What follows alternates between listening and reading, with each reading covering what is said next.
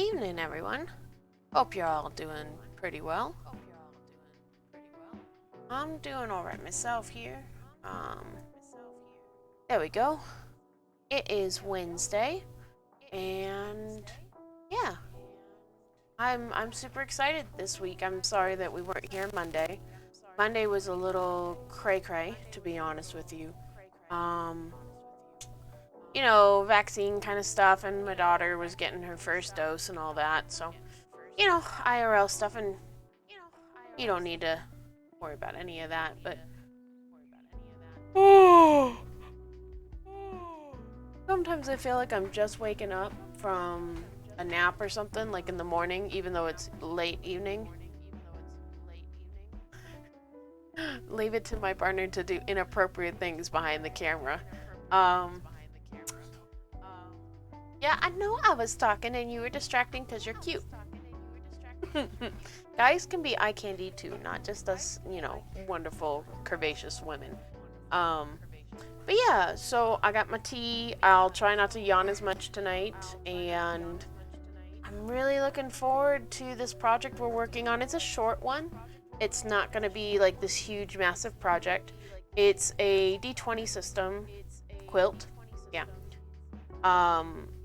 I've posted like a year ago. I tried to do a drawing a day, and I did pretty well for like 3 months or so. And then, shit just hit the fan and I just got busy. I still kept up, but so this is a drawing that I did during that time. And so those of you who are in the Discord or follow along social media and all that, oh, another yawn. Excuse me. You've seen this picture before, and what's up? Can you hear it through the thing? Oh. Aha. I had myself turned down. Uno momento. Fix that.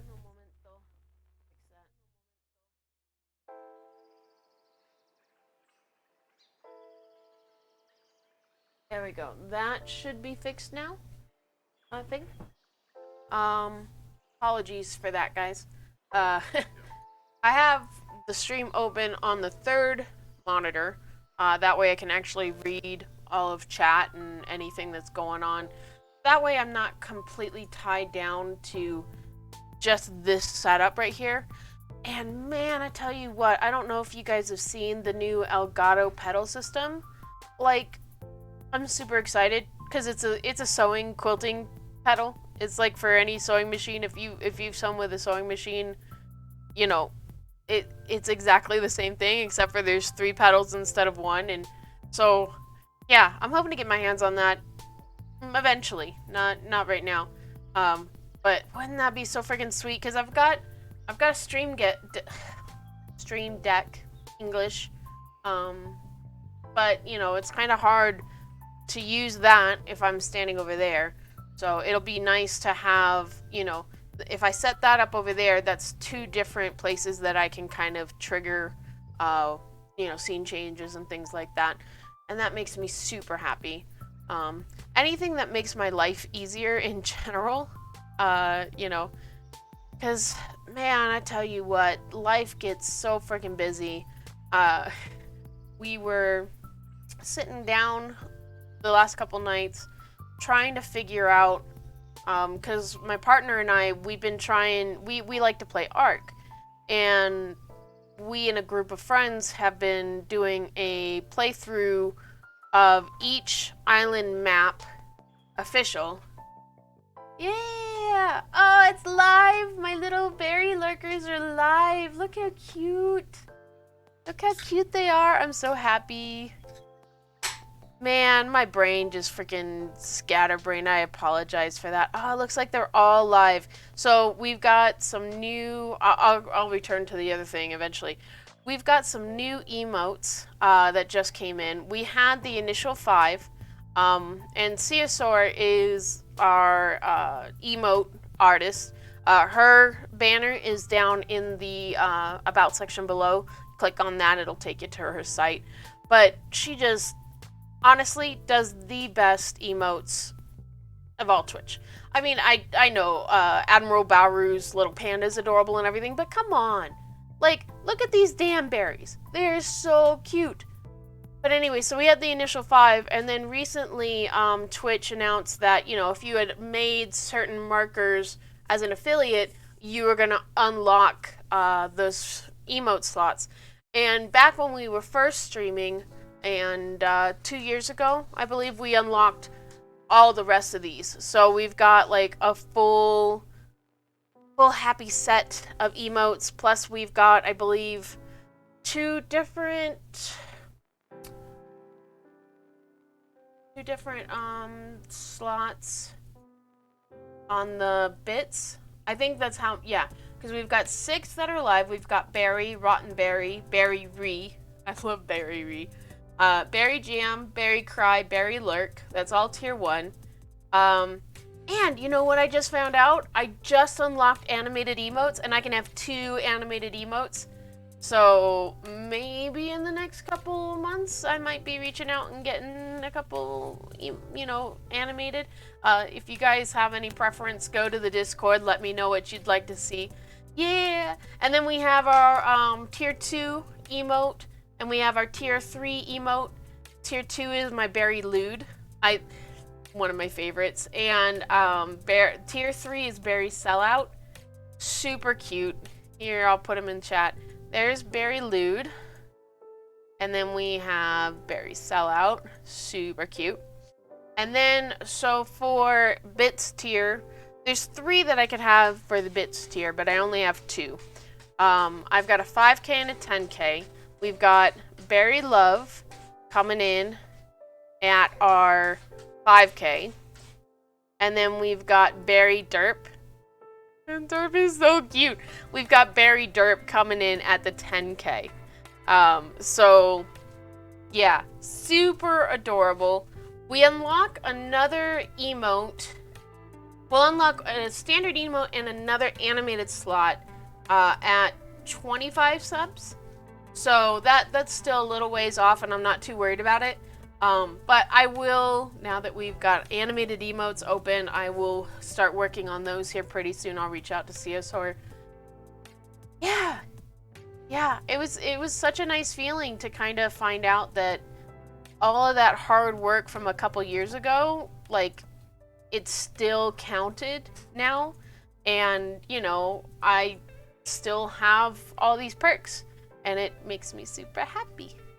So, yeah. If you don't want to be a tier 2 or tier 3 sub, I don't blame you whatsoever. Don't feel pressured. Go to the Discord. You have access to all the emotes there. And we have some other ones too, Corgis and Luna and all that, and some of them are animated. So, you know, you'll be able to get and use those in the Discord. If you've got Nitro, you can use those emotes across any Discord that you want, that you're a part of. And yeah. Yeah, I'm so excited. So, now that I've been fully distracted, I'll backtrack a little bit. So scheduling. That's a fun one. So we were sitting down because we were trying to figure out when we're going to do this ARC playthrough. And Monday, Wednesday, Friday, already booked because, you know, we're streaming. And I don't want to give that up. Not when we're, you know, finally getting on a roll.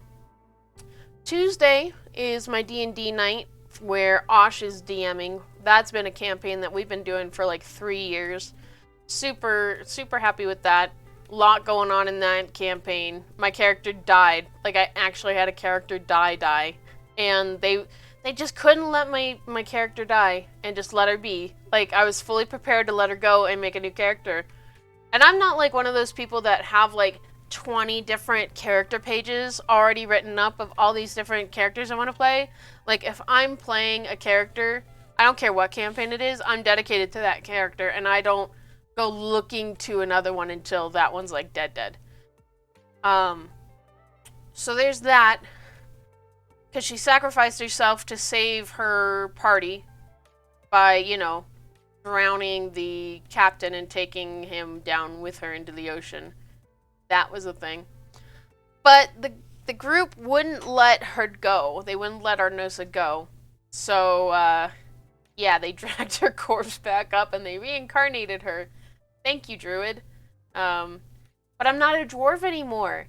I'm a freaking dragonborn. And it's so weird. And, I'm not just any lame-o... Well, I shouldn't say lame-o. I'm not any old dragonborn. I am a crystal dragonborn, so I'm one of the new Man, the struggle bus. I feel like I put like whiskey or something in my tea, but I didn't. I don't think I did anyway. But I'm a gem dragonborn, which just came out in the new book. Osh, I don't remember what book. If you want to post in chat what D&D source guide that was out of. But I decided to go with a crystalline dragonborn because my character, a little backstory. I know this is a tangent and we won't be on this for very long. We'll move over to quilting here in a second. But my character, it started as a ranger, has a couple levels in cleric because of story reasons, and I'm not going to go on that tangent. You're welcome. But so because she has that cleric and we're dealing with like old gods and all that kind of stuff, I felt like the crystal dragonborn, it has a radiant Fizbam's Treasury of Dragons. Yeah, that's the one. The crystal dragonborn has a radiant breath. So not only does it do damage, it's radiant damage, but then it also blinds anyone that's like in the way kind of thing. So yeah, that should be really interesting. And there's some other things that my character I guess can do, but the DM won't let me know. It's kind of like I didn't really necessarily go looking in the book to find, like, he went through and said, well, you could be this kind of thing. I'm like, oh, I like that one. And he's like, okay, I'll let you know what kind of powers you have as you go. So it's like, there's other things that, like, my Dragonborn can do, but I guess I'll figure it out as my character gets used to her body. So, yeah. That's a good segue into tonight's quilt, actually. Because tonight, we're going to be working on a D20 quilt. Not anything too big, probably just a banner size. And I really wanted to get this done because if you're someone who's been around Twitch for a little while, and especially the D&D scene, you guys are aware of Critical Role. Like, I love it. There's third campaign now, but Friday is the premiere of their new animated Vox Machina series. And I'm so excited, not just because it's Critical Role and it's all of that, but I'm a huge anime nerd. Like, animation in general, not just like Japanese animation. I love animation. I'm not gonna nerd out on it tonight. You're welcome. We'll talk about it another day, because that's a whole another tangent I could go on. Instead, we're gonna go ahead and move over to the cutting table. And you can already see that we have got our drawing. We have our base drawing and colors already picked out. And then we have the pad open. Gotta bring my tea with me, guys. So we've got our drawing here. This is our initial one that we did last year for the Drawing a Day challenge. And then this one is kind of the enlarged version. You can kind of see it's about double, 3 times the size roughly. And I don't know necessarily if I want to go with the scroll and feather, the quill. I'm still kind of trying to decide on that one. And I'm also, you know, as we do this, I don't know if I'm necessarily doing this color scheme, things like that. So tonight I'm hoping that we can finalize the drawing and then be able to get started on the outlining, I think. That way on Friday, we can go ahead and do the segmenting for the applique. I'll have my fabrics picked by then, And then I'm hoping, if everything goes well, that we can actually get over to the sewing machine. I'd be so excited to do that. And we'll actually tack it all down. I don't know if we'll actually get any quilting done on Friday, but I'd be happy if we just got to the sewing machine. So, yeah. I'm excited. So, the question is now that I have my D20 figured out, because I like the idea of doing the critical success or the critical fail, and I will probably do another one with the critical fail because I think that's more interesting. It's like, what exactly are you gonna do? Like, I don't know. I just want to draw skulls everywhere and have it be super adorable and cute. I know skulls and adorable shouldn't go together, but fuck it. That's how I roll. Okay. If you don't like it, get off the fucking train. Yeah, I do like the feather. I also had thought about doing, because this is kind of like a bard feeling, I'd more done it in kind of a feel of like if you're the DM and you're writing it out, but it's kind of like hard to distinguish between like a written bard and a other thing. So we might just go ahead and stay with that template, and if we get inspired along the way, or you guys have some ideas maybe to help jog my brain as I try and wake up and drink my tea. God, I fucking miss coffee. Man, I hate that it fucks with my body so much. It makes me so sad. So sad. Alright, so let's go ahead. Before we start, we'll go with the tea. It doesn't even like it has caffeine in it. It's caffeine free. Like, it's what happens when you get older and you have to be good. I could go get whiskey. It doesn't have to be completely good, right? So let's go ahead and we'll do a rough outline to figure out how we want the papers to flow. I try not to, you guys probably can't see too much of the line work yet, but we don't go too dark until we actually have a good idea of where we want to go, because it makes a mess when I have to go ahead and like erase and then it's all smudgy and blah. If I was more technology savvy, I guess I could say, I could use a computer and then print everything out, but who's got time for that? I've got enough on my hands, and honestly I get so tired of sitting in front of my computer. Because right now I'm in the middle of writing patterns. And we actually, exciting, we actually have our first pattern ready. It's getting pattern tested right now. And on the 1st of February, we should be able to go live with our first pattern. And I'll keep you guys all up to date when that happens and send you all the links and do all the sellout-y stuff. But I'm really excited. It's a free pattern. But it's kind of just trying to gauge interest and see, what everybody thinks, It's one thing to, be here in this space and just kind of create whatever the hell I want. And I don't really care, if you guys are, like, enthralled with it or not. Because, I mean, why wouldn't you? It's me and it's beautiful. Yeah.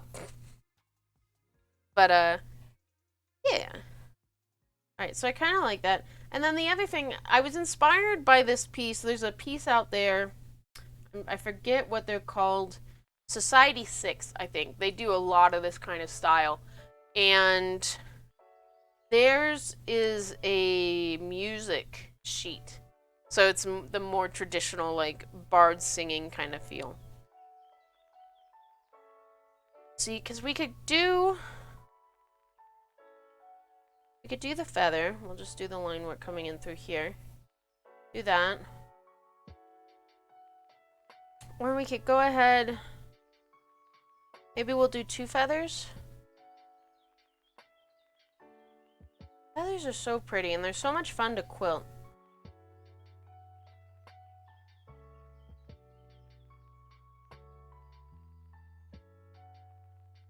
And then the other thing we could do, we could definitely do like a peacock feather if we wanted to, if we were feeling fancy.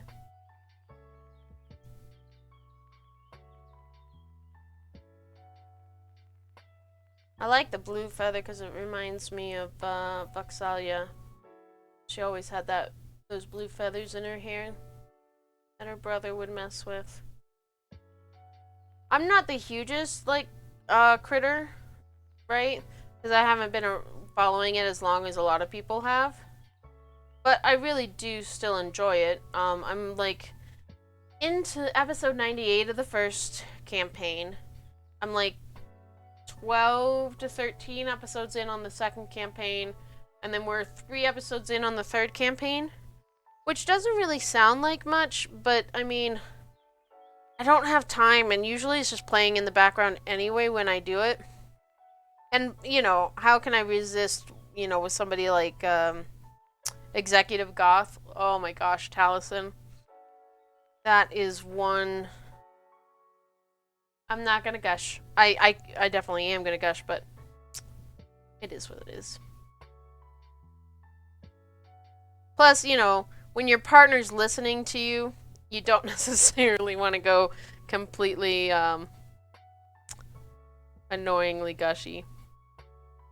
Okay, so that can be that one. And then also we got to keep remembering that we kind of need to make it a little thicker. If we want it to have an outline, we actually have to draw that line in. That way it actually has weight and purpose, and we'll use the fabric as that line.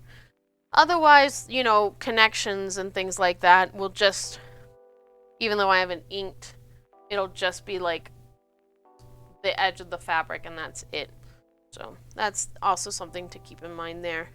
And then things like the wording that's on this parchment. And that's kind of why I was worried about doing in the first place is, well, I'm not gonna use material to make these words, right? But the thing we can do, there's a couple different ways we could go about it. We could take ink, like a pen that we know isn't going to bleed into the material. We could use that to actually write like in the picture. We can use thread if we feel confident enough in our free motion quilting skills. Which I don't know if I necessarily feel that either. Or if we actually had like legitimate words, like we have like the 2 and the 0 that we're actually going to cut out of material and, you know, have that the typography actually represented. But, you know, a squiggly line's a little harder to kind of depict. So, yeah. Plus, you can kind of see we had shadow here.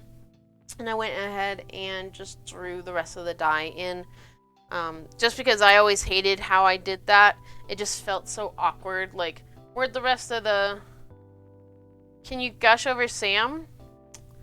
Yeah, you definitely could gush over Sam, I suppose. I know you were very impressed when we were watching the episode the other night, and he had a freaking gasoline container for his tankard. Like, oh my gosh, that's... I mean, honestly, what's the next step from there? Like, I don't know. I don't know. Sam's hilarious, though. I do like Sam. And he's like the creative mind behind some of my favorite animated voices and things. Like Amphibia, he was involved in that. He actually has a voice part in Amphibia where he's a newt. And then, you know, he was part of the DC Superhero Girls, the new one. So, yeah. I told you I'm an animation nerd. Don't be surprised when I'm talking animation. Alright. Now we gotta decide. I always kind of hate doing the stereotypical rose. You know? Because it just feels so cliche, honestly. And honestly, I'm not really a huge fan of roses. They just feel so overdone, first of all. I think I've just said that. But when you grow them, they're never as beautifully bushy as like you want them to be in the English cottage garden kind of feel. At least mine aren't. And then you always have to deal with the thorns. That gets annoying real quick. And then, they die so fast, you know? Honestly, I'm more of a lilac person. Like, give me a lilac any day. But, I mean, those are only spring. But they're so fragrant. I love them. And they're purple. I love me some purple. There's that flower.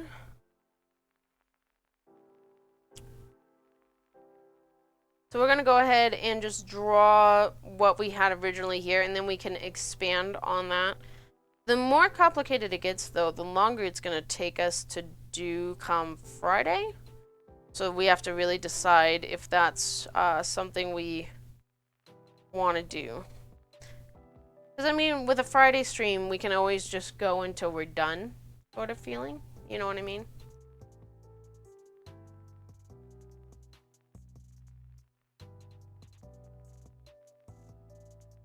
Down there for that flower. Yeah, you guys can kind of see it. When I go in darker, you guys will definitely have a better, better eye for it. And I gotta decide. Alright, so we got that.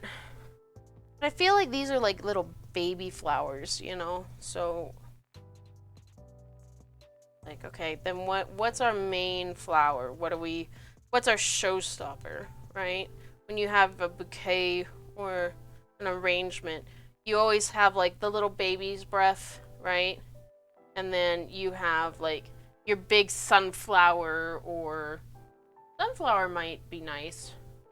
Or what were we working on the other day? Oh.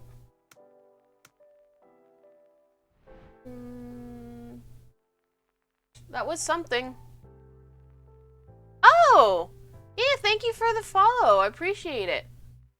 I always get confused. I'm not used to my alerts anymore. But thank you for the follow. I appreciate it. Yeah, I'll get used to it as we stream more. Plus, I need to make my notifications bigger so I can actually see them. Yeah, that's a thing. But anyway, we could do a sunflower, or I was thinking about doing a hydrangea, because those are nice big puffballs with tons of little flowers, and then we can play around with the blue going into the red. But I think that might overpower this, and then we'll have something like a baby's breath that we can have going. Where's my phone? I like to look up resources when I'm feeling stuck. There's nothing wrong with pulling up references, guys. Always remember that when you're doing any drawing, right? Don't be afraid to find a reference. Alright, let's see. Let's see what we want to do.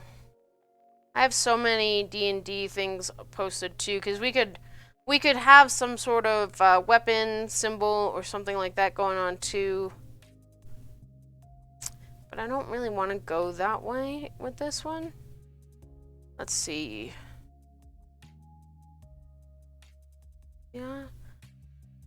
Honestly, I've been feeling really like more of going with like succulents and cacti and things that are, I mean, I've been watching Elgato, Encanto. God, the struggle bus is strong tonight, I tell you what. Osh, did you put whiskey in my cup? I think you did. Yeah.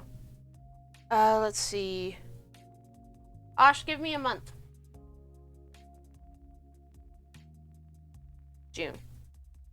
June flower. And let's see what it gives me. Of course, the first thing it gives me is roses. Fuck. Don't want a rose. We got roses for June. Let's see what else. May is Lily of the Valley. We got foxgloves in July, poppies in August. Poppy might be fun. We could go with dahlias. I think that's how you say them. I'm really bad at pronunciation. I apologize. Well, that might be interesting. We could go with something like that. Yeah. We could also go with a lotus. I really like the lotuses. So if we do that there, and then we can kind of over here, kind of come in with a dahlia a little bit. Kind of like a cross between a dahlia and a lotus. Because, I mean, this is our make-believe world, right? And, you know, like Bob Ross says, there's no mistakes, only happy accidents, right? So if we don't like it, you know, we can always decide later to edit it out, you know? Or just kind of change things here and there into what we want. And what we might decide is just like to make this flower a little smaller instead of being so fat and happy and taking up all this space.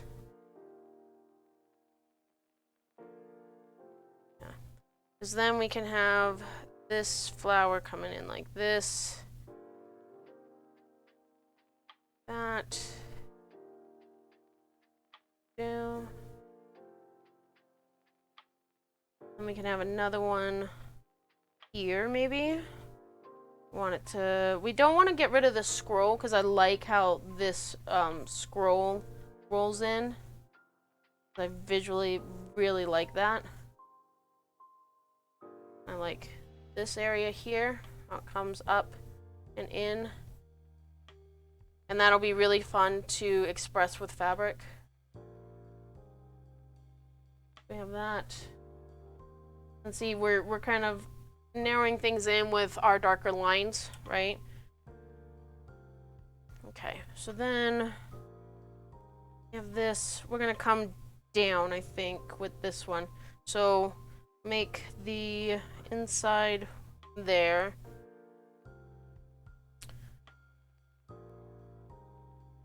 We'll kind of just express a little bit of the petal work here.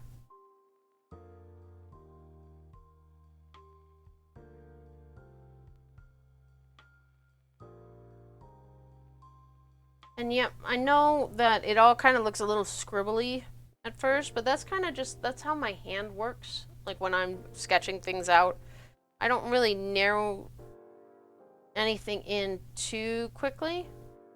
Because if I, for instance, here's a good example. If you're drawing a face, right?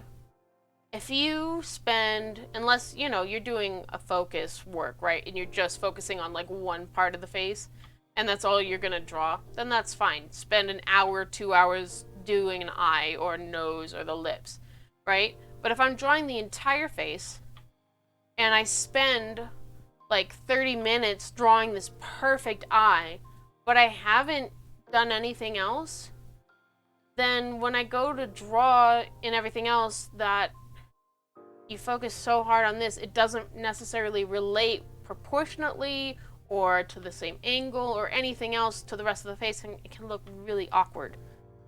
So that's always something to kind of keep in mind. You know, don't lock yourself in, right? Don't lock yourself in until you're ready. And I suppose I'm probably just talking a lot of gibbledy-gook, but you know, if you're had any drawing experience, or you know, you doodle, you know what I mean. And we just have this kind of like little baby fluff coming through because it's the baby's breath. What? Hey, it's a Leo! Hey man, how you doing? Guys, at the beginning of the stream we were talking a little bit about my D20 character, or my D&D character, and Leo happens to be part of the group that I D&D with, and so he has to deal with my absolute crazy shenanigans, and I apologize. But yeah. How's it going, Leo? What are you up to tonight? So we want to have some little fluff coming out here. fluff coming out here. Maybe another fluff coming over here. My shenanigans are nothing compared to... Yeah, that's true. Hey, technically, well, I guess I don't have scales, do I? I've got gemstones. I don't even know how my skin works as a dragon-born crystal creature. God. Can I fucking glow now? Like, I'm waiting for your character to just, like, wait for me to go to sleep and take a little, like, pickaxe, a mini pickaxe, and just, like, mine crystals off my back. Like, I know it's coming.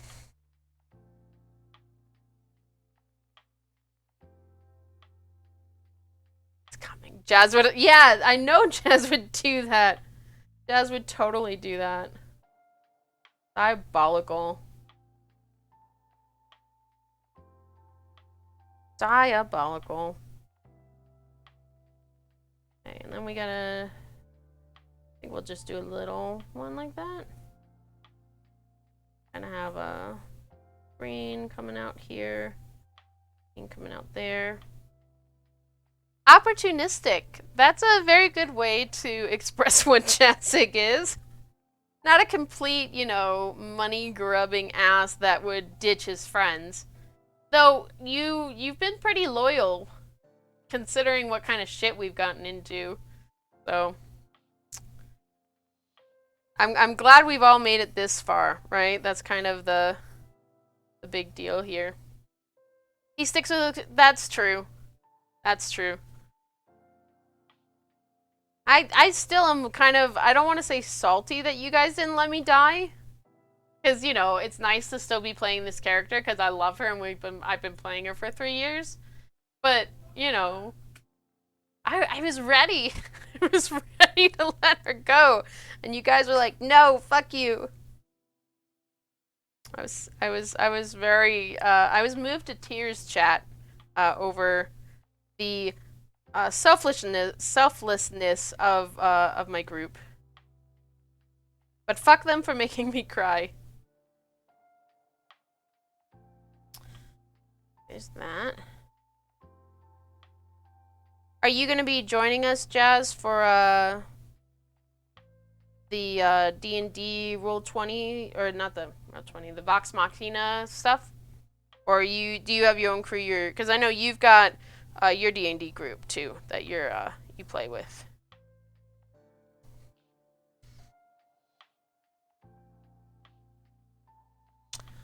This Sunday is ARC. We're going to be doing ARC. And actually, Osh, if you want to post that to the crew, let them all know that we'll be doing ARC then.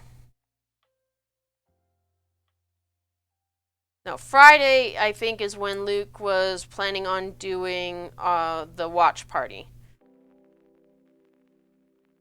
Yeah, then.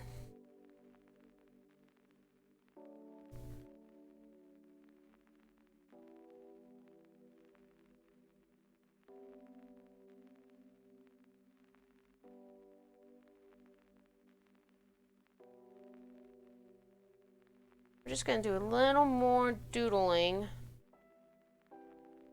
And then we'll start doing some inking. That way we kind of have an idea of where we're going with this. Yeah, I figured you'd already be claimed by your crew. How's it going, by the way? I didn't you say that you were doing the last fight coming up? Like you were ending the campaign, or is this a different crew? I try so hard because so many people, like Warpig is always telling me about what's going on with his groups, and it's so hard just to follow what's going on because, yeah, so my goldfish of a brain. You'll be definitely up to rewatch.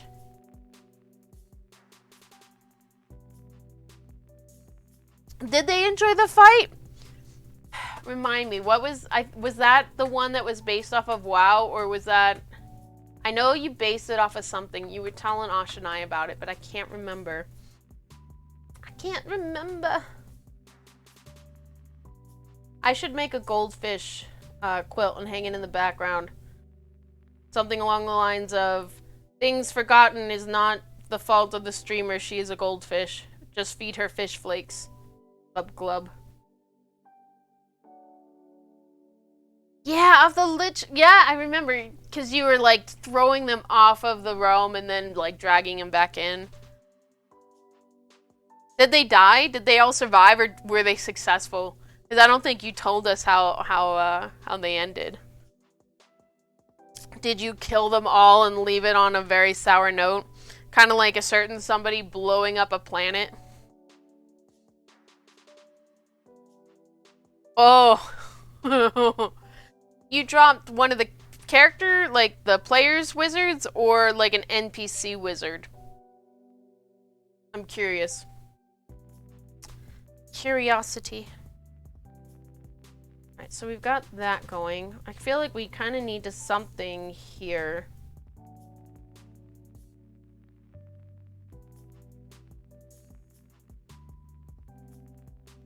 This going.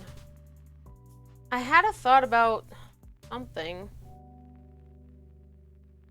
I sure as heck can't remember now what I was gonna put in. Oh, a PC. Oh no. Don't make yourself this. That's like rule number 1 as a wizard. You are squishy. You will die from paper cut damage. Like, don't make yourself the target. Like, come on. Oh man. That had to stink too, because he like was out in one turn and probably just had to sit there and like watch the whole rest of the fight, huh? That had to have been brutal to just sit there and be like, go guys, go! Don't fail! Don't get squished like me. Oh, rolling death saves. Were they able to get him up before the end of the fight so he could actually... I don't know if it was he or she, but... were they able to get back up and actually take part in the rest of the fight? That's my curiosity. Oh, I remember what I was thinking. I was thinking maybe we could do a dragonfly or something. My daughter made a druid to play in my Thursday group. Our druid gunslinger. I'm not gonna ask how that works, but now I have the image of a druid taking fertilizer and making bullets. That's wrong. Was able to heal him back. Okay. Yeah, that works. Yeah. My daughter made a druid. She's 9. Made a druid for my Thursday D&D group that I DM. It's my first time DMing. And she named her Snapdragon. Yeah! They ended up going up against a cockatrice. And they murdered it so fucking fast. I was so sad. So sad. They murdered that thing. Like, and the NPC that was with them, I had made it, because they're only like level 3 or so. So they're still really squishy. I'd made it so there was like the opportunity for her over a certain amount of turns to use her ability to subdue it and let them get through. But man, fuck that. They had it dead and traumatized the NPC.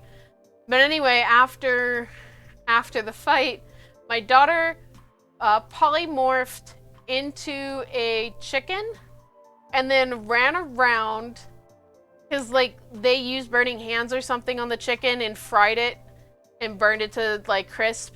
So she was running around as a chicken screaming KFC, KFC. And yeah. She's a fucking little... Yeah, murder is so much easier. It is. But, you know, we don't look fondly on top of murder hobos, guys. Alright, let's pull up a dragonfly for reference. I like having...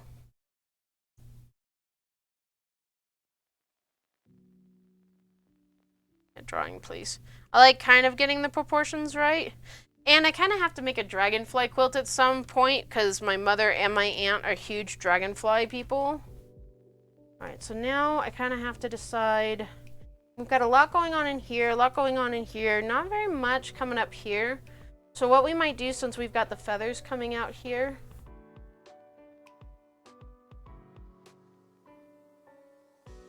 we might come in and put a couple feathers and then put a dragonfly. Because I think a dragonfly coming in through here would be really cool. I'll have to see. Because I don't want to do the stereotypical butterfly, because that just is like overplayed much, you know what I mean?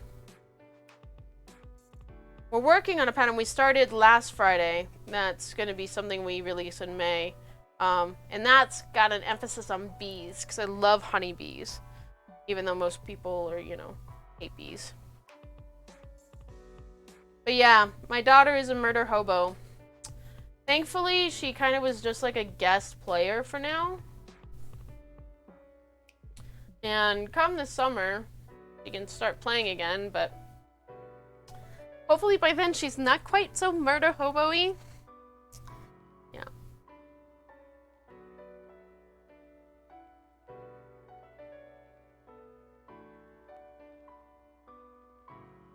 Feather kind of gone. And I mean, if we want to kind of, we could make this blue like the original image. We could go with a raven feather. I kind of like the thought of a phoenix feather, but a phoenix feather would be on fire.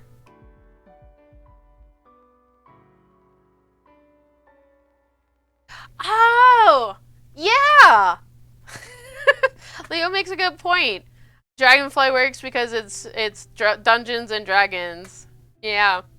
See, I wish I could take credit for that. Like, yeah, no, that totally was my thought. Yeah, no, I'm totally playing on words. I'm such a good wordsmith, you know. I don't ride the struggle bus all the damn time just to speak words.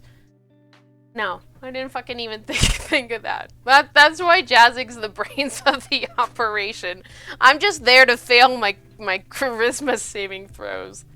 Like, fuck me, man. I still stand by that all this RP that I've been doing for business RP should at least have gotten me a little bit more charisma at this point. Man.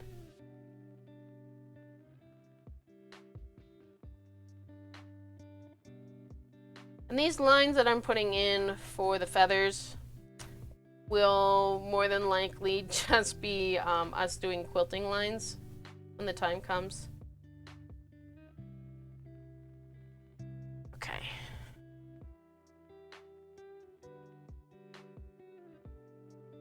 So let's kind of get the idea of where we want our dragonfly to be perching.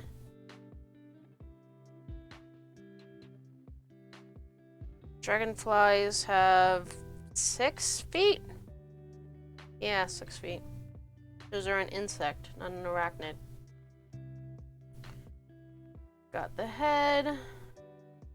And the nice thing about quilting is, like, if I don't like the placement of this dragonfly, I can shift the whole thing super easy. I don't have to, like, redraw anything, and the wings will be easy to place.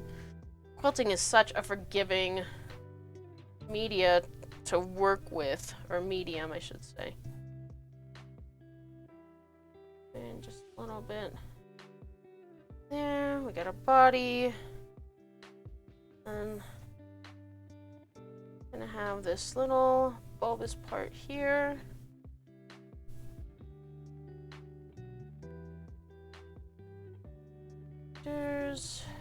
So we'll have to decide then if we do each of these little connector pieces as their own each piece of material,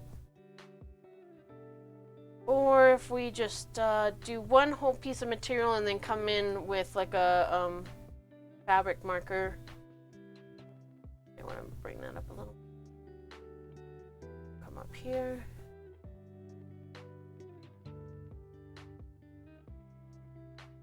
The back legs pretty long, but then the front legs are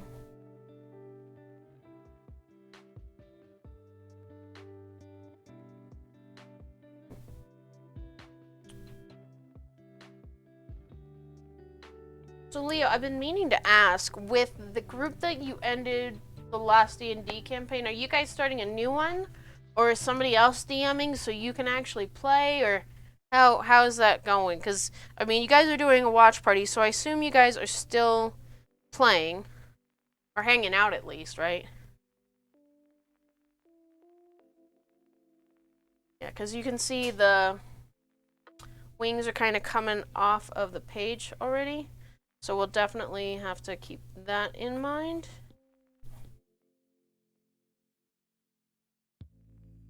We'll just kind of loose that in.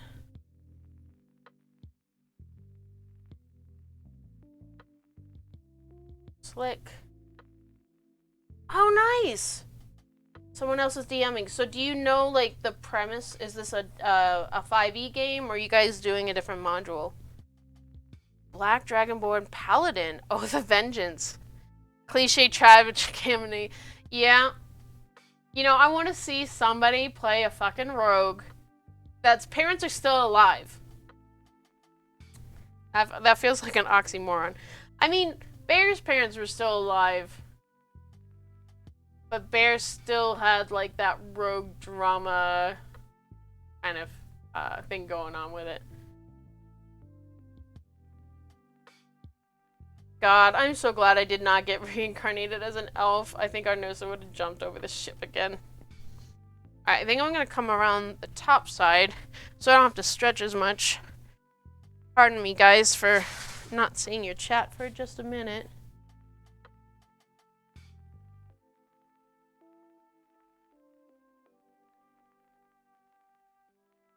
That's a homebrew setting. Nice. Very nice. Thanks, honey, for...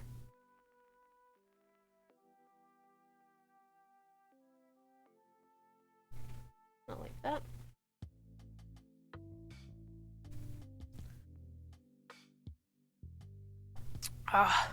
Well, hopefully, your friend's homebrew doesn't get royally fucked over in the first 10 minutes like Osh's, but I'm sure it will, because, you know, that feels like the natural order of a DM's life, right? I'm sure Osh can attest to this. And we have to decide how we want to do the wings at some point, because they're supposed to be translucent. That's just how it goes, yep. Or if we end up taking a different material and then doing some sort of quilting line kind of thing.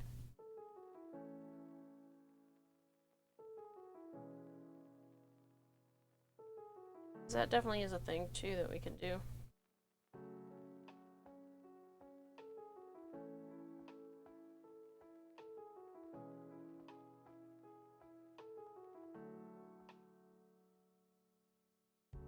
Yeah, that is how it goes.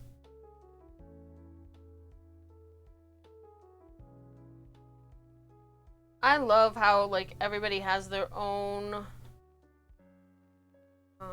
fond memories of D&D. Like, that just makes me so happy. Cause, like, sorry. I had writer's smudge, or drawing smudge. I still remember the first D&D game I played in. I remember my first D&D campaign. It wasn't too long, and the DM based it on an anime. I think it was on Fruits Basket or something weird like that. And then I also remember the first, we were doing the D10 system a lot. Is he your favorite character? Bonabar, or Bona Boom? Buna, I can't even fucking say. Boom. I liked Boom a lot. But you seem to really have, you know, nailed down the Artificer. I honestly was a little disappointed with the last time I played Artificer because I had started back when it was still being play tested kind of thing. And then the final form, like, everything had shifted and things I had picked weren't really viable. I still had my mechanical corgi pup, so that was always fun. But I think the alchemy route is very much a fun thing to go. We have that. Then we have to decide what flower work are we doing up here. We could definitely do flower here.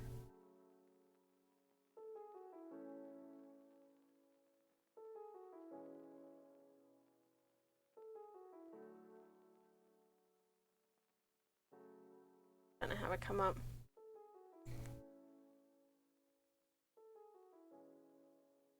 Yeah, you do have a lot of acid damage going. That's true. Yours are prepared though, right? So you can swap out like per long rest, so you're not locked in. You're like a cleric in that way, right? So you can easily. I mean, I like Jazzig's range of spells. I mean, you've got like things like the web and stuff. Like when I do difficult terrain and you do web on top, man, that's a freaking power combo right there. I'm still waiting for Jazzig to make me bomb arrows. Like, come on. Why is that not a thing? Like, if we can have gunslingers, why aren't there bomb arrows? And why do... I know they are bomb arrows, but why the fuck do they have to cost so much? Like, come on, guys. That's true, you did. You did. I can imagine Jazzig having a lot of fun with those fucking barrels. Man.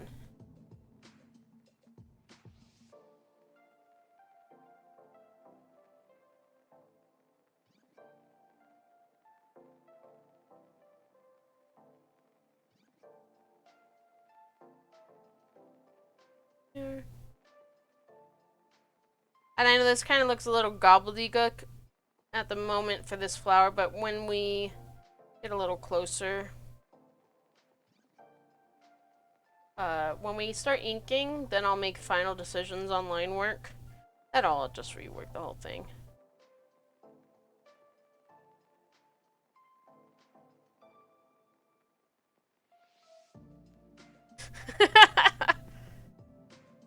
Bag of exploding, yeah. Well, at least Osh remembers now what thing he has done, and he can't blame us for the travesty that it's gonna produce, right? Like that's not our fault. It's totally all him. This down.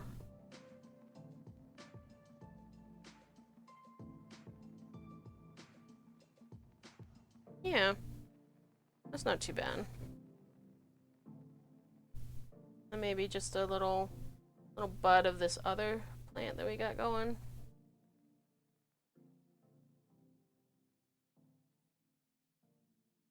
Yeah. I like that. Alright, now we can start inking.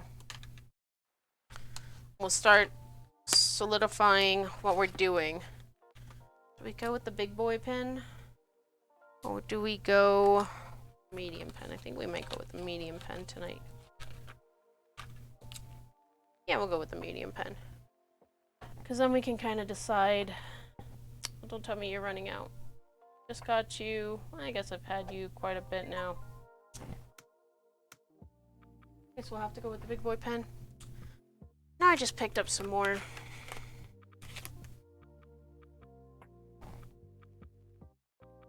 That'll have to work.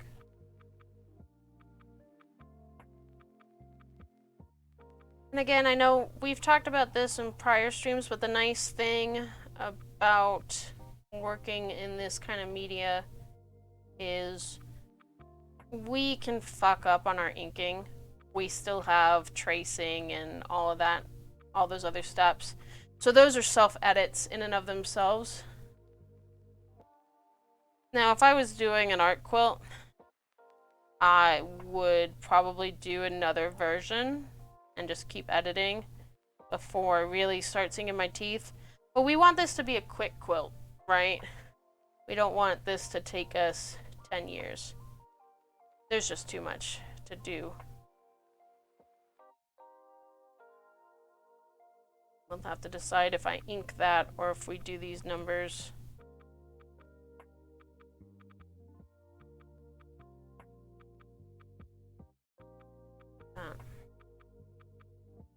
But I don't think we're going to do the numbers in these 4 quadrants, just because they start getting a little small.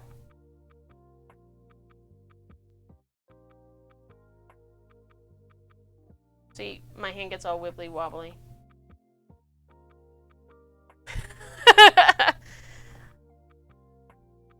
I'm not surprised you got Vox Machina, not just because that's premiering on Friday, but Google listens to everything we're saying, right?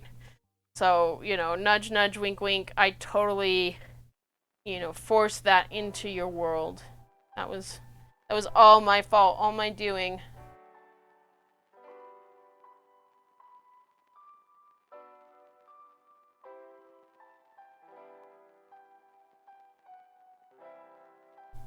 We're gonna leave these gaps because we've got these flowers. And the flowers will probably come in with a smaller ink.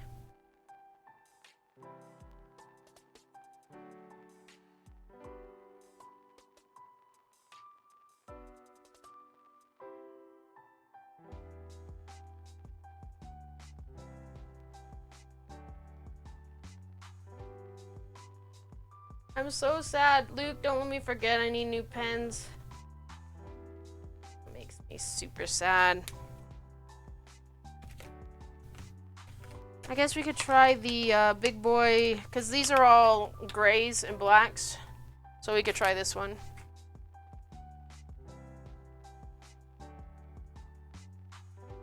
You got 5 ads just for following? Aw, fuck. Taz, I'm so sorry. Cheese and crackers. That's... Did you guys... I don't know how many of you guys follow stream news on Twitter and all that. But I saw an article talking about how Twitch is trying to incentivize people running their ads. Yeah, they are. They're trying to incentivize ads by... I'm trying to remember this exactly, so I'm not giving false information, but they're trying to do it so you can feel like you're monetizing your stream on your time, kind of a thing.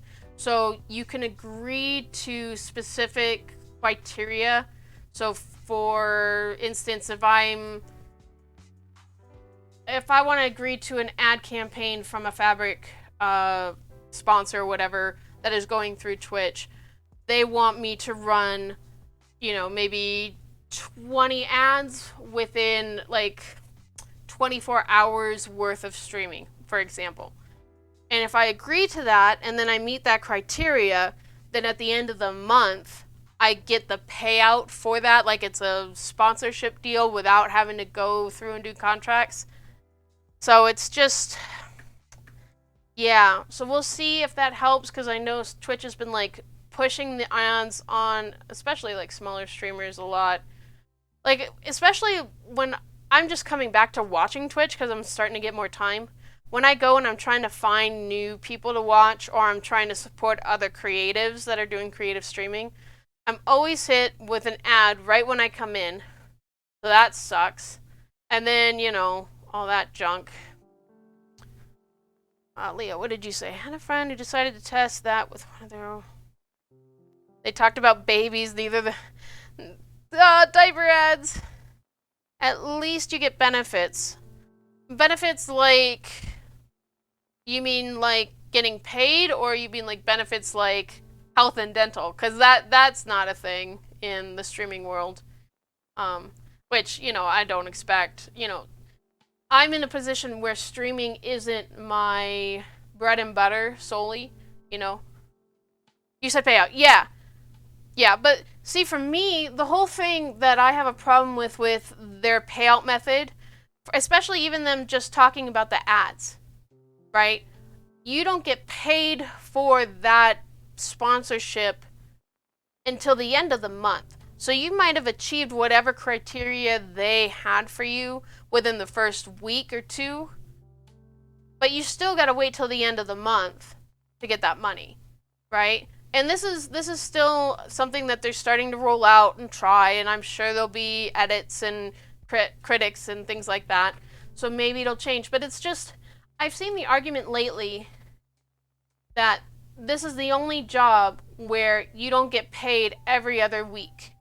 You have to wait till, it's getting a little better, but like when I first started, you didn't get a payout until you made at least $100. you know, and that when you're a small streamer could take 6 months, you know.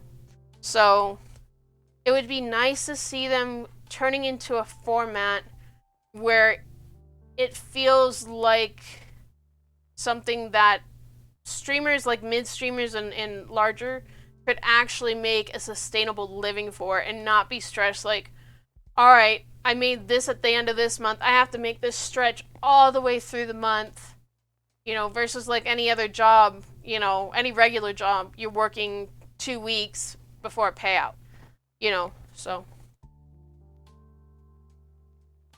Yeah, this gray is definitely much stronger. It's not going to be as dark as that black, but at least it's not a broken line, right? So that's something. Yeah. Yeah.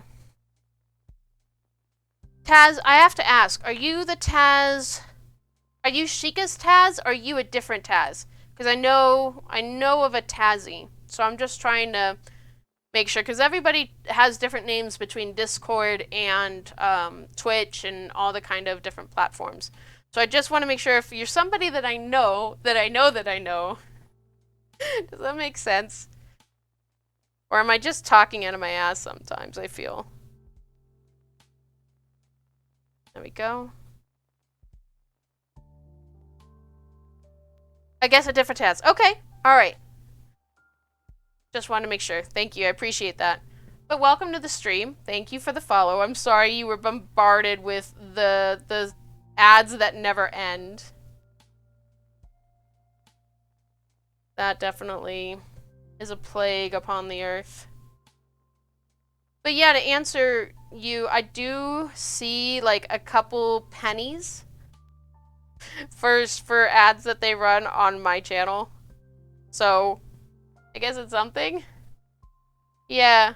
Woohoo!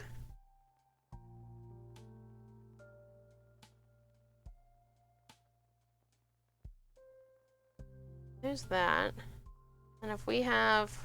kind of have to decide with these, like, little fluff balls. Like, how are we gonna make those? Are we gonna just, like... I really don't want to have to cut, like, 1,000 little balls. We might just find a material that has this kind of texture already going for it. I'd like to kind of optimize that way. So Taz, what brought you into the stream tonight, if you don't mind me asking? Are you a creative as well, or are you just curious or a D&D nerd like some of us? I'm always curious to, you know, what inspires people to click on a certain stream. You know what I mean? That kind of nice thing is we can kind of play around with this still, like I was saying earlier, and just, you know, if we don't like the way it's kind of flowing, we can always change it. Just to indicate it might have missed any welcomes or questions. Oh, yeah. Oh, so you were, okay, same person. Yeah, I heard the alert go off. I was confused because my alerts aren't very prominent and I have to fix them. And I'm like, oh, I just got a follow. Who followed? Oh, well, thank you. And I didn't want to call out, because I don't know about anybody else, but I like to lurk in a channel a lot. And, you know, sometimes I'll turn the channel on lurk for like a half an hour and then I'll walk away. So the last thing I want is like the streamer to be like saying, hey, such and such, where, you know, are you still here? You can do, you know, that kind of shit. So, but yeah, thanks for saying hi and, you know, popping in. Appreciate it. You're always looking for quilters so you can get tips. So are you a new quilter or are you like a quilt inspired, you want to learn to quilt? You've piqued my interest now. You've opened this can of worms and we're going down this road. I hope you're ready.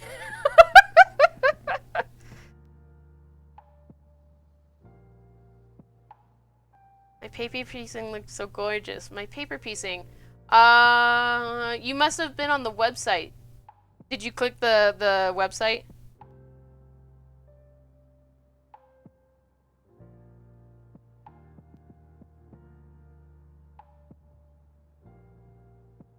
And I appreciate that. Thank you. I'm one of those people that feels very awkward with compliments, but I'm trying to get better about that.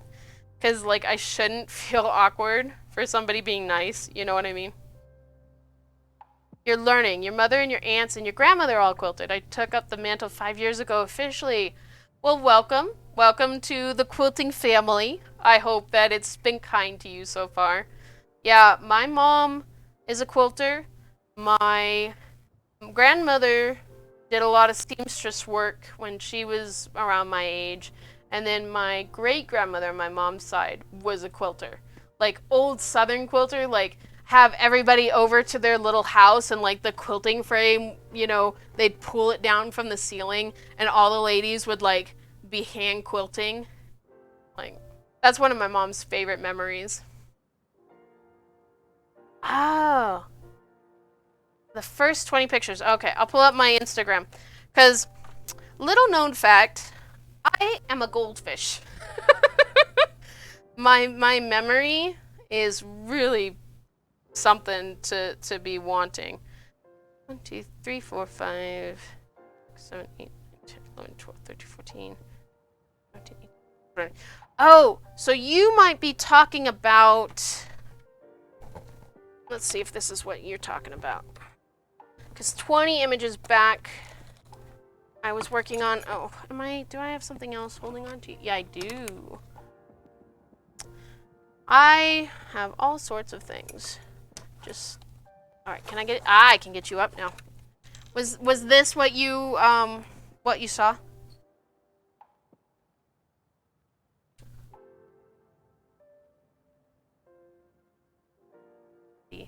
Yeah, my mom's memory is pretty good. Hers is a lot better than mine. Yeah. Honestly, when I was a kid, she sewed our clothes. She didn't really quilt very much. As the anime girl. Oh, you're talking about the... it's on my wall here. I don't think I can probably pull it down. I know what the Nausicaa. You're talking about the Nausicaa. Yeah. That one is still a work in progress. I need to finish that one. It was a commission for a client, and then the client kind of went a little weird and threatened to sue me. And I'm like, okay, well, I'm just going to give you your money back and we'll call it good. But I still want to finish it because it's really pretty. Yeah, the Nausicaa one. So that one, yeah. My thoughts exactly. Yeah, it was just kind of a random message I got like super early in the morning. And she's like, you're a business, right? I can sue you. I'm like, what the fuck are you talking about? She's like, I want my money back. And I'm like, I sent your money to you like a month ago. Like, yeah. Yeah. But, I don't let that bother me too much. It's kind of why I'm transitioning right now from commission base over to pattern base. Because I really don't want to be making quilts that other people want that I'm not interested in making. Because then I just drag my feet and it doesn't get done in a very timely manner. So, yeah. I'm working on that, and hopefully by June, I'm hoping to launch my first pattern. So, pretty excited about that. That's been a learning experience. What's your favorite technique, if you don't mind me asking so far? I'm sure you've kind of been diving head first into quilting and like the different styles and trying to find what's you. I don't play D&D despite my sibling trying to get me to play it. He is, however, trying to get me to paint all of his miniatures. Yeah, I got a friend who paints miniatures, and we actually, my partner is a huge board game nerd, and we backed the Monster Hunter board game on Kickstarter, and that's coming with all sorts of miniatures. So it's like, oh, I guess I'm gonna learn how to paint miniatures. Cause like we've got like a Diablos or something like that, or a Nagasuka, and it's just it's huge, ginormous. I love D&D. D&D, I'm big into RP anyway, so D&D just kind of hits that button for me, you know what I mean?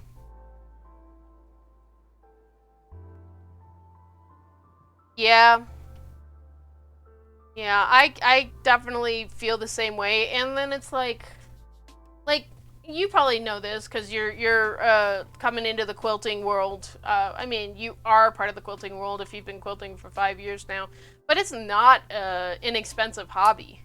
Like, just depending on what kind of machine you get, and then the material nowadays, just regular material is $12 a yard, and then you've got all your tools and your scissors and yeah, man, it's not. So just like the thought of buying all the fancy paints just to have a good palette of colors to do miniatures feels really daunting to me. Like, I went into, I think it's Warframe, that has a lot of the miniatures. I went into one of those shops once, and they had this really awesome succubus figure. It was huge, but you had to paint it, and it was just like, oh man, I really would love this, like, to sit on my shelf, but I don't really want to get into the painting right now.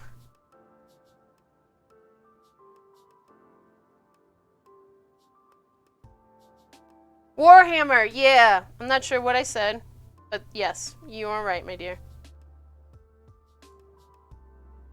You would be correct. Yeah, that just feels like a whole barrel of monkeys.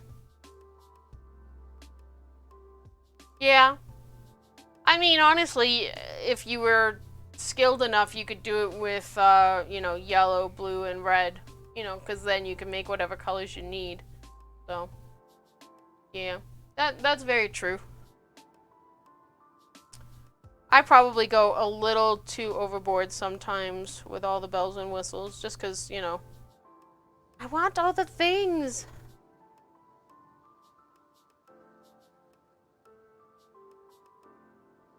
All the things, all the things.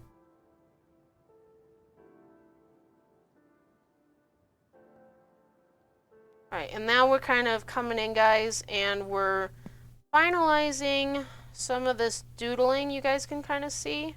And we're just deciding, like, okay, this is how I want these petals to look now.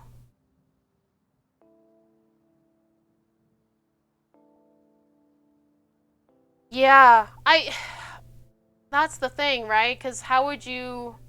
I suppose if you did didn't paint it right, quote unquote, or they didn't like it, you could just paint it all white and start over again, right? But I mean, that's a lot of time and energy to kind of invest in that. I could imagine like just getting some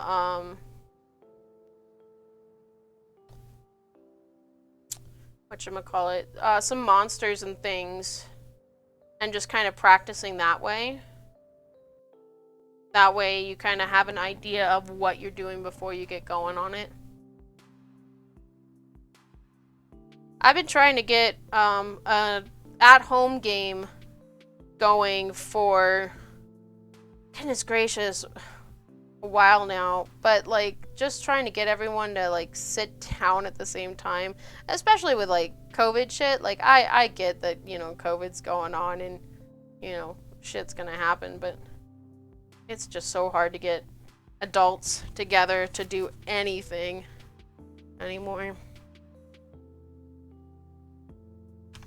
Oh, some chem solutions. That's smart. Yeah, I wouldn't have even thought of that. I don't really do much painting, so I don't really... I did a little bit in college, but God, that was like over 10 years ago now, so... And that was just like oils and things on canvas, so...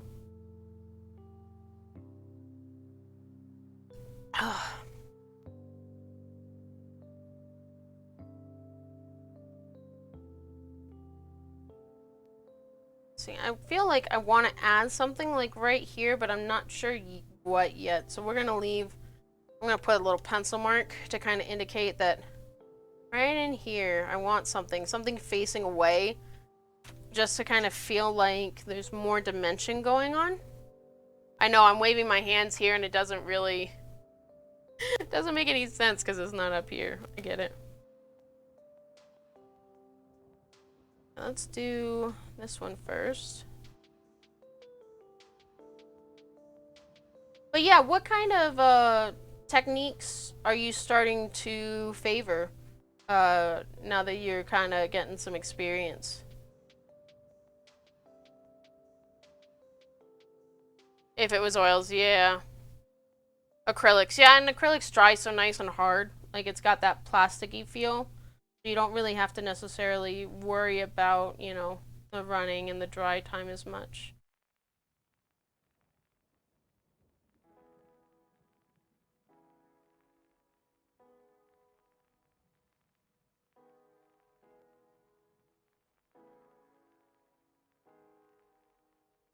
I'll leave that because we got to figure out what we're doing over here. Why don't we go ahead and we'll do the scroll. We know what we want to do here, roughly.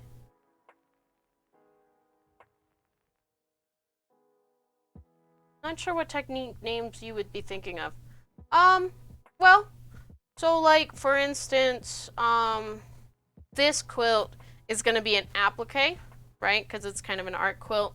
I'll be using raw edge applique for my technique versus like a turn under or a reverse applique. And then I'll be doing some free motion quilting. And then because I'm planning on doing it as a banner that'll hang on the wall and it won't be a bed quilt, I don't have to worry about doing a stitch, like a satin stitch, to kind of seal all the edges of my material to keep them from unraveling when I wash it. And then that's just like for applique. And then like as far as like different styles, you haven't done applique yet. Yeah. Yeah, because there's so much fun you can do with applique. Like, I have a piece here. I don't know if I can get it up easily, but I'll pull it up next time. It's a Hawaiian applique, and that one's really interesting because it's kind of like, you know how when you were a kid, you would take like the coffee filter and you'd fold it up, and then you'd cut the pattern out and unfold it, and it would be like a snowman. Yay! Hawaiian is kind of the same way, where you're folding it so it's kind of like quarters, and then you cut your shape so when you unfold it, it's mirrored several times, but it also expresses a story. So there's like certain ones with pineapples, or I have one with turtles and all those kinds of things, so you can kind of tell a story through it. Yeah. I know, you know, something a little more traditional that kind of does the same story would be like a Boston album quilt. Because then you have several blocks that tell a story, whether it's your family. Like, a good example that some people might remember is like there's in The Simpsons, there's this quilt that Marge pulls out for Lisa. And it has all these blocks that every woman in Marge's family did through time. So it's telling a story in time of each woman. And, you know, so that's one way to do an album quilt. Another thing would be like, you see a lot of seasonal quilts where, you know, you have a block for each season. We actually, I'll go get the block real quick, but we kind of started something a little similar. We started a New Year's kind of block. Let me pull it out here.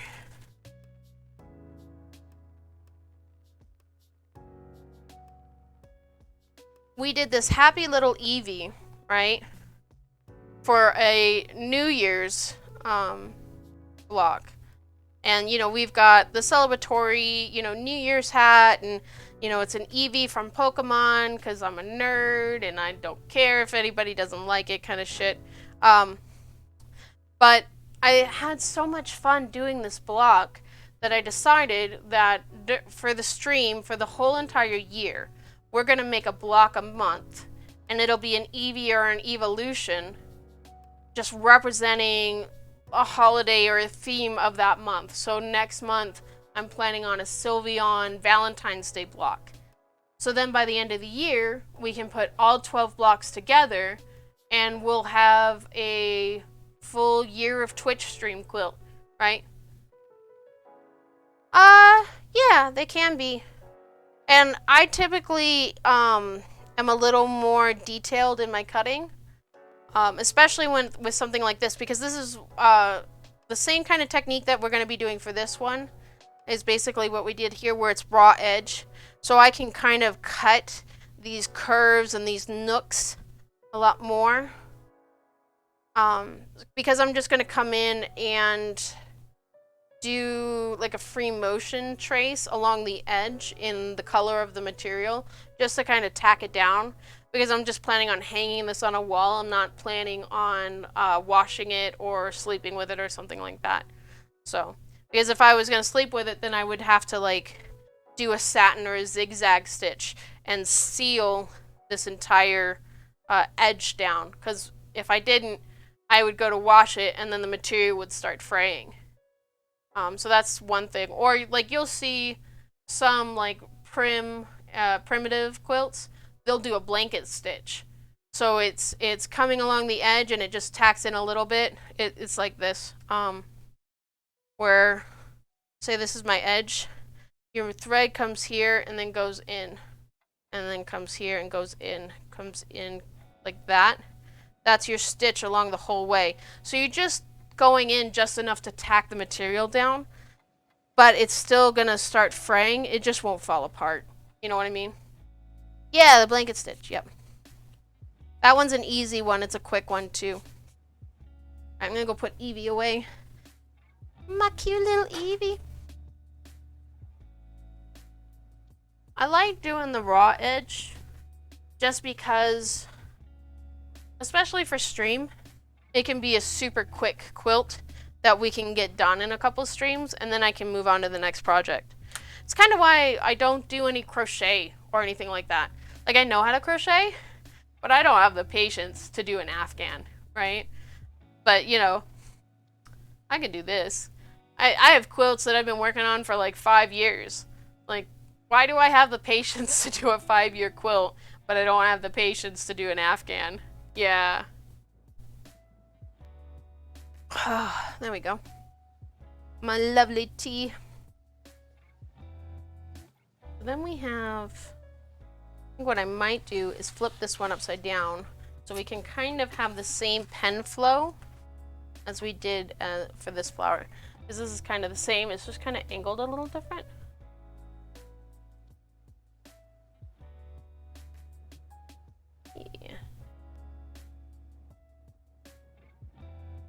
Yeah, but I've really kind of grown to really enjoy the freedom that art quilts can really give me to kind of just express my vision for everything. You know what I mean? Oh, fuck. We gotta pause the stream, everyone. Put the brakes on. Daz has got an ad. I'm sure a lot of you have ads.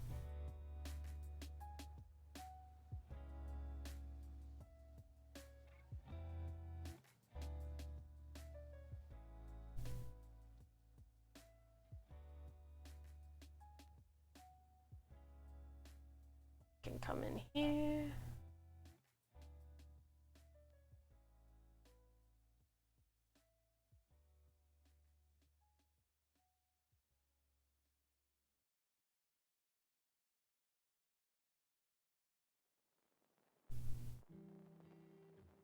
Need to come in over here, maybe.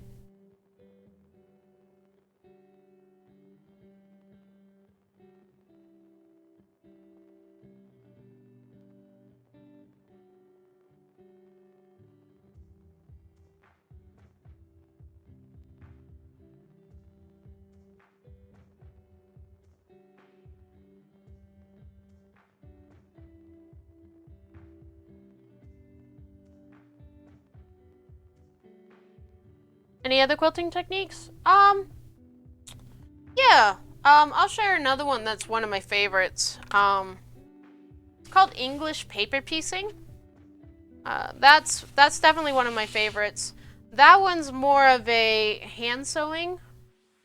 There's people like, I don't know if you've seen Hexadoodle on here. She streams from time to time, and she also sells her own patterns. But she does a lot of English paper piecing, but she'll do machine sewing. And what I mean by English paper piece, I'll pull one of these down. This quilt back here on my wall is a kind of a commissioned quilt of sorts. A friend, her mother did this quilt, and her mother has passed away, and she herself, her name is Joy, she can't do any hand sewing because of her hands. She doesn't have that kind of function. So she asked me to just sew the top together. That way she can just have someone else quilt it and things like that. But you can see this is like really old school material, and the stitching is she used embroidery floss, you can tell. But when I flip it over, you can see all these different papers are what's making the shape. And so, you know, the reason why you do it this way is, like, you can see you have a joint coming in here. It's a Y seam, right? And if you were doing that with machine, it would be really tricky. I haven't seen her streaming in a while. I know she did a block of the month, and I'm actually working on it now because I fall behind. But she did a block of the month, and she had a Facebook group for it. And she was talking about how she was having trouble with her hands, and then she also had some health issues come up. So that's why you haven't seen her in like a year or so. Hopefully she'll be doing better, and hopefully I'd love to see her come back. I know she's European, so her times are a bit different than mine. I'll go grab what I'm working on for her block of the month, because it'd be a good comparison of a modern English paper piecing versus an older one. Let's pull this one out, and then I'll pull this one out because this is a good example of curvatures. Okay. All right. So these are a couple different pieces that I'm doing for her block of the month for Hexadoodles. And you can kind of see I'm using brighter material. This is Tula Pink. I don't know if you know who Tula Pink is for Free Spirit Fabrics. Yeah, very different. It's kind of hard, you know, depending on where everyone is, to really catch them. And creative streams aren't usually as long as a gamer stream, so, you know, you don't have as big of a window. So Tula Pink, she's my favorite fabric designer. If you're around a bit, you'll hear me gushing about her all the time. She does very contemporary, bright fabric. Can be a little busy in pattern sometimes, but, you know, it's very different than everything else, so I really enjoy it. But you can see if I flip mine over, I have cardstock. So it's a firmer piece, you know, and I've got this curve going on. This one specifically, she had pentagons hooked up to the hexagons, stuff like that. You don't know any fabric makers? Oh. I mean, once you find a fabric that you really love, you'll kind of start diving into that. That's kind of the thing, is like, the longest time when I first started, I didn't know who was who. I didn't care. I was like, oh, that fabric's really pretty. It's coming home with me. That one's coming home with me. But, you know, as you kind of find your kind of groove, you'll find what you like in a fabric, and then you'll kind of start seeing, you know, that maker's mark. But like for this one, I can tell with the materials, this was probably started in the 90s, and this is like paper bag. You can't find the maker online. Does it have the salvage? Is that do you know who the maker is? I'd be curious to know. It's a mystery.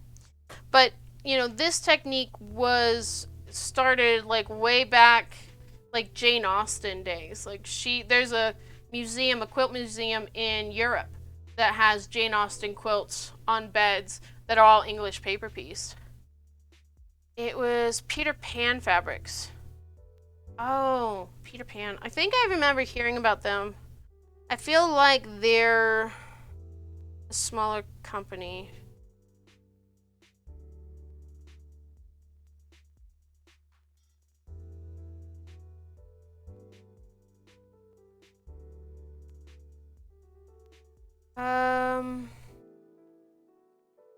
Did you buy it on Amazon or Etsy, or do you know where you bought it? Because I'm kind of curious now.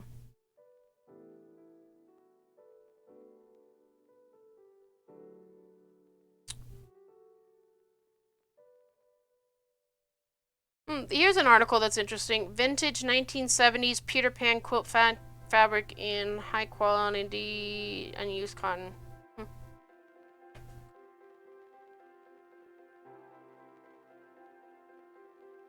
Yeah, you found the same article as I did, Osh. Yeah, it might be something vintage. Yeah. No, you're absolutely fine. You're good. Um, there's nothing wrong with that. I mean, honestly, you can find a lot of good fabrics from quilters who just don't have the time or they're getting too old. Like my mom, she calls me every once in a while and she's like, "Do you understand how much money you have here in fabrics and all these patterns that I'll never finish and these kits and all that da da da da. This is a gold mine you're inheriting." I'm like, "Mom, your style is like completely opposite of mine. Like, do the patterns or give them away. I don't want to hoard." So, yeah. I started with Joann's stuff for a while. And then I started going to local quilt shops because I learned I joined a quilt guild. I don't know if you have a local quilt guild around that you can join. Um, but I joined a local quilt guild when I lived in Pennsylvania, and I learned a lot from them. And I learned in one of the kind of talks they had, like a lecture, that there are 3 different types of fabric that are manufactured, right? You've got your quilt fabric, your quilt shop fabric, which is your high tier. You have your medium count, which is like Joann's, Michael's, the hobby level. Yeah, we lost quite a few around here too. And then the lowest of the low for quality is Walmart. You know, if you ever look at a very specific Walmart fabric to your Joann fabric, you'll notice the thread count is a little different. And that's why they're specifically manufactured differently. Could be the same plant, could be the same company, and they've manufactured it at a lower count so you can get it at a better price. You know, so that's kind of the thing. The one thing that I did find interesting though, when you're at Joann's, if you ever need solids, make sure you're buying Kona, Kona, by Kona Solids, because they specifically do not make any other tier fabric. They make quilt shop quality fabric, but you'll find it at Joann's, and sometimes you'll find it at Walmart. It's the same across all 3. So you might as well buy it at that Joann or that Walmart price for the same quality. So that's a little something that I learned along the way. I pass my knowledge on to you. Yeah. But Joann's is a good store, especially for learning and just kind of getting your feet wet and learning on what you like. Yeah, you're welcome. You're welcome. No point in paying more for something that you can get for the same price, you know what I mean? That just seems silly, honestly.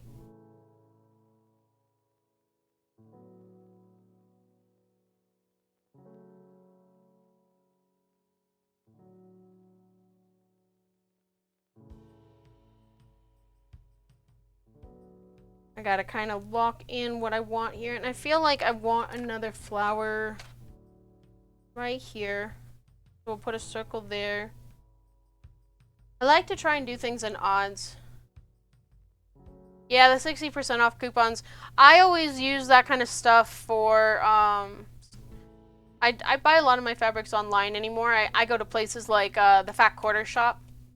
They're a quilt shop level quality, but I mean they're a good price. Um, but like I like to buy batting, and I like to buy notions, and I like to buy tools and stuff. You know, because those are like your big ticket items, like buying your fabric scissors and stuff. Yeah. Okay, so we'll put a circle there so I can kind of figure out what I want to go with there. I'm definitely putting more detail in it than I initially thought I would for a quick quilt. This might end up being a bit of a longer quilt. That's okay. Another one coming in through here.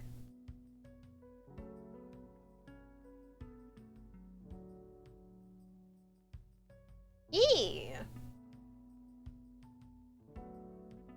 Oh wow, guys, it's almost 10 already. Jesus, I'm gonna turn into a pumpkin.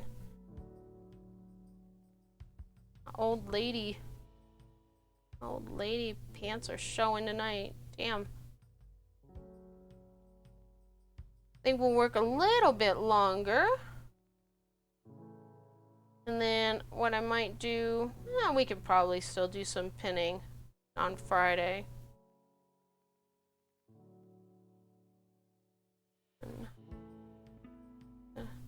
Here. You already did, don't worry. Gotcha. I mean, how can you not, right? And especially like quilt mats, man. Quilt mats are so freaking expensive. It is not an inexpensive hobby to get into quilting, that's for sure. Damn, is it satisfying? I fucking love quilting. There's so many damn different, it's getting late. I feel like I've added whiskey to my tea at this point. So I'm cursing a little more. I apologize. But, oh, there goes my goldfish brain again. I forgot what I was saying. Oh, I was talking about my love of quilting. It's just hard not to be in love with it and just, you know, a lot of people who frequent the channel know when I went to school, I did, fine arts degree in woodworking and ceramics. And, you know, I don't really utilize that now just because of, you know, cost of setting up a studio. But, you know, fabric can be anything you want. It can be any style. There's modern quilting, you know, where it's just abstract and negative space. You've got super traditional. You've got, man, there's everything in between. Anything you can draw, you can turn into a quilt. Like, no joke. Oh. Hard not to be in love with it.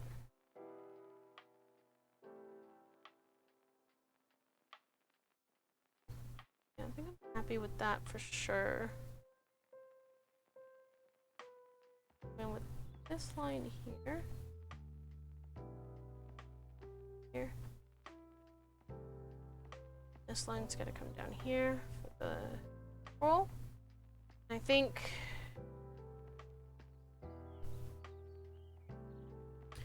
that's what we'll stop. That way I can think about the flower here, decide if I'm doing any more up here with the dragonfly. I don't think I am because we've got the feather going, and then we have the flower and the bud, and then the dragonfly.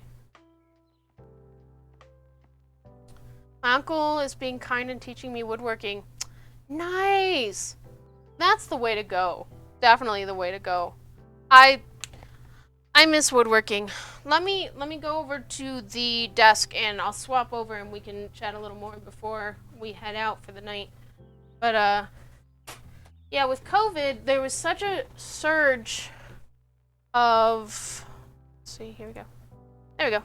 There was such a surge of people wanting to learn how to woodwork, wanting to sew masks, things like that, and my partner actually started watching a lot of YouTube videos on woodworking, and he started, you know, pulling out his tools, and, you know, he was, the motherfucker took a piece of not cardboard, but plywood, had one half sitting on the table, the other half kind of jimmy rigged to a sawhorse, and then he took his giant, like, bandsaw level blade and was cutting, and I was freaking out because, I learned, with a lot of safety in mind and, like, the proper way.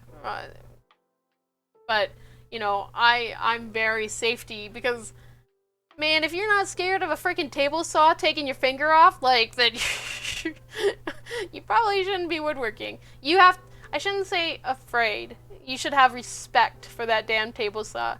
And unless you've got a stop saw, like, you're losing a finger if you're not smart about it. But yeah, so I've made him, like, read and learn, and I've kind of told him, okay, well, this is how we make a mortise and tenon joint. And, I've got I have this Soji screen I made from college, and it's got angled mortise and tenon joints. And I'm like, well, this is how I did this, and this is how you do that, and so he gets an earful from me. It's not fancy. It just, but yeah. So I'm sure he's tired of me, bitching at him about saying, all wood is fancy. Yeah, man, if you like woodworking, go on YouTube and watch Wormwood. Uh, Luke, I can't spell it for shit. Will you spell it in the chat for me? But they mainly do like gaming accessories. So they do, dice bolts and, board game accessories and things like that. But they also have a series of chairs that they're working on, and they have different levels of tables. One's like called the Prophecy, and it's got like a crank system to raise and lower the inside of the table for like putting your game in D&D, or just even a board game like Gloomhaven. But man, like, Worm Life on YouTube, yes, that's exactly. Thank you, Oshemi. I appreciate you.